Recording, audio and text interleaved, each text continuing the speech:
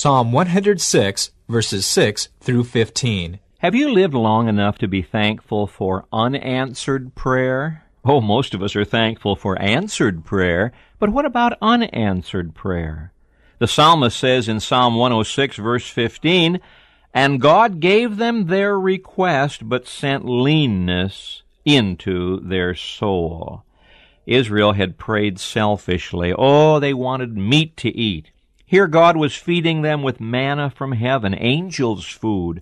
Every morning, all they had to do was step out of their tents, stoop down, and there was the precious, clean, sweet, life-giving manna.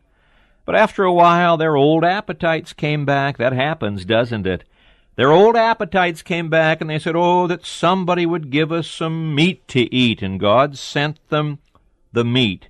And while they were eating it, many of them died. Yes, He gave them their request, but sent leanness into their souls.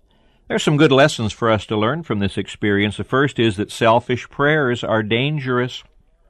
Oh, how dangerous it is to say, oh God, I simply have to have this. I repeat it, I have lived long enough to be thankful for unanswered prayer. Beware of selfish praying. James tells us you have not because you ask not, and you ask and receive not because you ask selfishly, that you might consume it upon your own pleasures. Secondly, prayer must change our character. You see, they got their request, but it didn't help their character. In fact, they were in worse shape spiritually after they got what they wanted. The prodigal son said, "Father, give me." And he got what he asked for, and it almost ruined him. Then he came home and said, "Father, make me," and something happened to his character. He began to be a real son.